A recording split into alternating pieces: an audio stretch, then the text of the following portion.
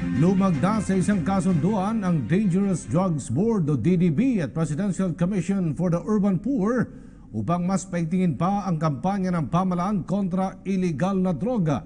Samantala, hindi naman sumang-ayon si DDB Chairman Benjamin Reyes sa sinabi ni dating Colombian President Cesar Gaviria kaugnay sa paraan ng pamahalaan ng Pilipinas sa pagsugpo sa iligal na droga. Si Dayan Querer sa detalye.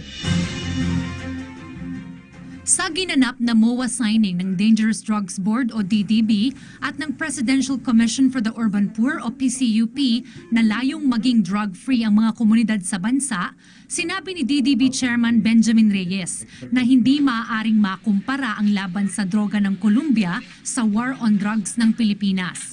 Iba kasi yung substance of choice sa Colombia, no? Heroin sa kanila and cocaine. At the same time, yung approach na ginawa kasi ng Colombia was purely enforcement. Di ba? They were being funded by the US really to destroy yung well-entrenched cartels.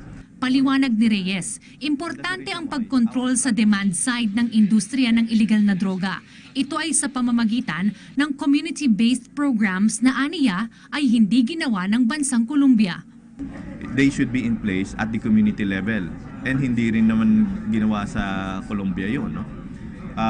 The reason why we're doing this, we feel it's more cost efficient, no? If we tackle the issue sa family, sa community level. Dagdag pa ni PCUP Chairperson Attorney Terry Ridon, importanteng i-focus sa mga mahihirap ang mga empowerment at livelihood programs kontra droga. We have to admit na talagang yung pong drug issues talagang napunta ho yan talaga dun sa malalaking mga komunidad ng mga mahihirap. So, ibig sabihin talagang government should really respond where the problem is. Binigyang diin ni Ridon na ang mga inisyatibo na kontra-droga ng DDB at PCUP ay hindi lamang community rehabilitation, kundi mas nakatutok sa pagbibigay ng livelihood programs at pagpapakalat ng impormasyon na mga negatibong epekto ng iligal na droga.